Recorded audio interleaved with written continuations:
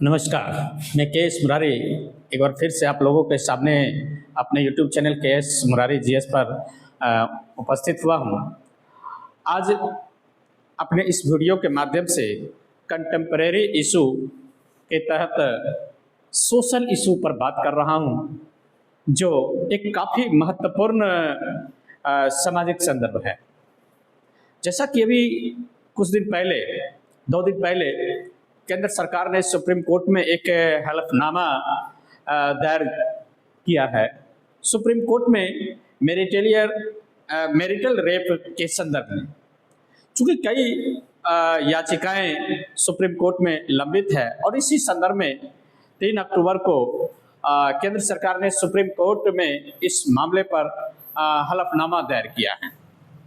तो सवाल उठता है कि आखिर मैरिटल रेप क्या है। भारतीय न्याय संहिता यानी बीएनएस के तहत अगर कोई पुरुष किसी महिला की सहमति के बगैर उसके साथ शारीरिक संबंध बनाता है तो ये बलात्कार है। इसके लिए कम से कम 10 साल की सजा का प्रावधान है और कुछ मामले में तो सजा उम्र कैद भी हो सकती है। हालांकि बिना सहमति के कोई व्यक्ति अपनी पत्नी के साथ संबंध बनाए और अगर पत्नी की उम्र 18 साल या उससे अधिक है तो ये कानून बलात्कार नहीं है। भारत के संदर्भ में पिछले आपराधिक कानून यानी भारतीय दंड संहिता जो था उसमें इसी तरह का एक अपवाद था। हालांकि all India democratic women's association समेत बहुत सारे सोशल ऑर्गेनाइजेशन की दलीलें हैं कि ये अपवाद असंवैधानिक है, यानी इस तरह का जो अपवाद है ये नॉन कॉन्स्टिट्यूशनल है।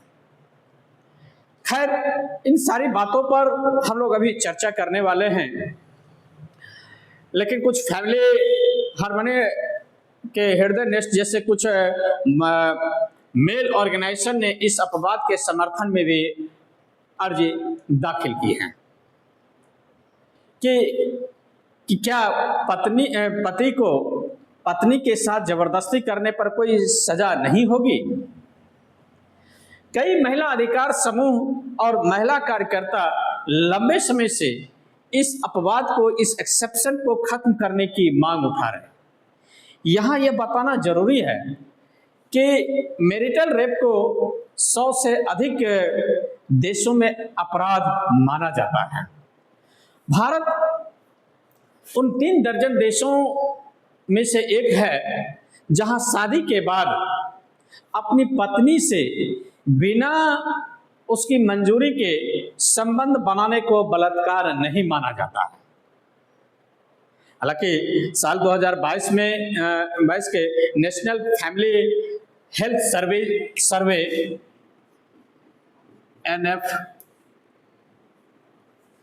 NFH सर्वे के अनुसार 18 से 49 साल की लगभग 82% शादीशुदा महिलाओं ने या महिलाओं के साथ उनके पति यौन हिंसा करते हैं। ये according to National Family Health Survey के रिपोर्ट के अनुसार बताया गया कि 18 से 49 वर्ष के लगभग 82% शादीशुदा महिलाओं के साथ उसके पति यौन हिंसा करते हैं। हालांकि सुप्रीम कोर्ट में इस मुद्दे पर अभी बहस शुरू नहीं हुई है, लेकिन दिल्ली हाईकोर्ट में इस मुद्दे पर जिरह हुए और जो तर्क दिए गए हैं उनमें से कुछ तर्कों पर हम आज अभी चर्चा कर रहे हैं। याचिकाकर्ताओं ने ये दलील दी है कि ये प्रावधान असंवैधानिक है क्योंकि ये उनके शरीर की स्वायत्तता और गरिमा के अधिकारों का हनन है। उनका कहना था कि एक शादीशुदा और अविवाहित महिला के बीच बलात्कार के मामले में कोई भेदभाव नहीं होना चाहिए।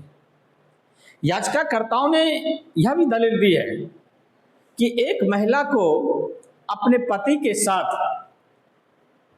संबंध बनाने से ना कहने का हक देकर उनसे एक उत्पाद के जैसा, एक प्रोडक्ट के जैसा व्यवहार नहीं किया जा सकता।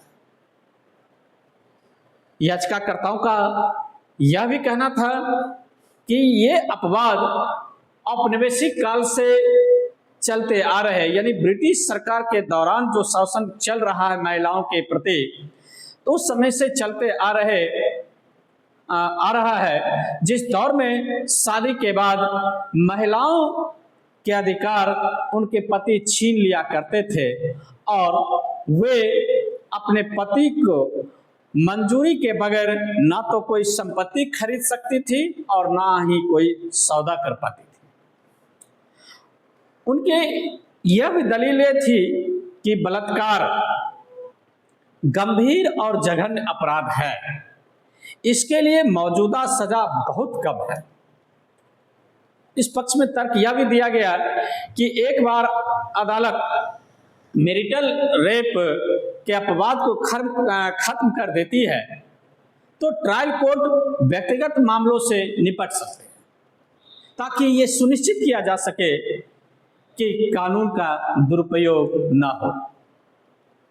हालांकि मई 2022 में दिल्ली हाई कोर्ट की 2 जजों वाली बेंच ने मैरिटल रेप की संवैधानिकता से जुड़े मामलों में अपना फैसला डिवाइडेड रूल में सुनाया, यानी अलग अलग फैसला सुनाया।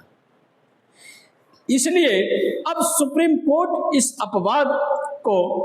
इस अपवाद की संवैधानिकता पर निर्णय करेगा और इसी संदर्भ में सुप्रीम कोर्ट केंद्र सरकार से अपना रुख जानने के लिए हलफनामा दायर करने के लिए कहा, इसी के बाद में सुप्रीम कोर्ट के इस आदेश के अनुसार ही सेंट्रल गवर्नमेंट ने 3 अक्टूबर को सुप्रीम कोर्ट में एक हलफनामा दायर किया, क्योंकि हाई कोर्टों में इस मामले में डिसीजन जो आया अलग अलग संदर्भों में आया। तो 3 अक्टूबर को केंद्र सरकार ने एक हलफनामे में कहा कि शादीशुदा जोड़ों के बीच असहमति से बना संबंध बलात्कार नहीं है। सरकार ने कहा कि ये अत्यधिक कड़ी व्यवस्था होगी। हलफनामे में यह भी केंद्र सरकार ने कहा कि शादियां रिश्तों की एक अलग श्रेणी है और उन्हें दूसरे मामलों की तरह नहीं लिया जा सकता। इसमें कहा गया है कि किसी भी वैवाहिक संबंध में पति और पत्नी लगातार एक दूसरे से उचित यौन संबंध की अपेक्षा रखते हैं। हालांकि इसका मतलब यह नहीं है कि पति अपनी पत्नी के शरीर की स्वायत्तता को भंग कर सकता है। इसलिए सरकार ने कहा है कि इसके लिए हमारे यहाँ घरेलू हिंसा यानी होम वायलेंस और यौन हमले से जुड़े कड़े से कड़े कानून के तहत सजा का प्रावधान है। सरकार ने कहा है कि पति और पत्नी के बीच बगैर सहमति के यौन संबंध को रेप करार देने का शादी जैसे संस्था पर दूरगामी असर होगा। यदि ऐसा हुआ तो ये शादी जैसी संस्था या प्रथा में भारी उथल पुथल स्थिति उत्पन्न हो जाएगा। इससे पहले केंद्र सरकार ने दिल्ली हाई कोर्ट में कहा था कि मैरिटल रेप को अपराध बना देने से गलत मकसद से दायर किए जाने वाले मुकदमों की बाढ़ आ जाएगी। तो इस तरह से भारतीय न्याय संहिता पुरुष ट्रांसजेंडरों के खिलाफ रेप और मैरिटल रेप के मामलों को कैसे प्रभावित करेगी। तो इन सारे मुद्दों पर केंद्र सरकार ने अपना नजरिया हलफनामा के माध्यम से सुप्रीम कोर्ट में प्रस्तुत किया।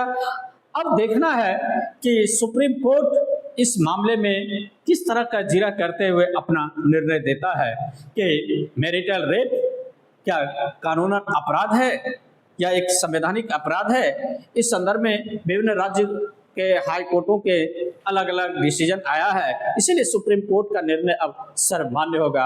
और इसी परिप्रेक्ष्य में सुप्रीम कोर्ट में केंद्र सरकार ने स्पष्ट रूप से अपने हलफनामा के माध्यम से कह दिया कि मैरिटल रेप एक संवैधानिक अपराध नहीं होगा। यदि कोई महिला को यौन शोषण या घरेलू हिंसा होता है तो उसके लिए अलग से करे कानून के तहत सजा का प्रावधान किया गया है।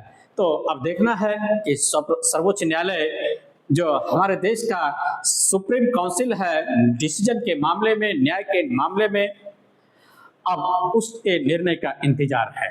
तो आज का ये वीडियो आप लोगों को कैसा लगा है, इस पर आप अपना कमेंट अवश्य दें और इस चैनल को, इस वीडियो को लाइक करते हुए सब्सक्राइब करें। धन्यवाद।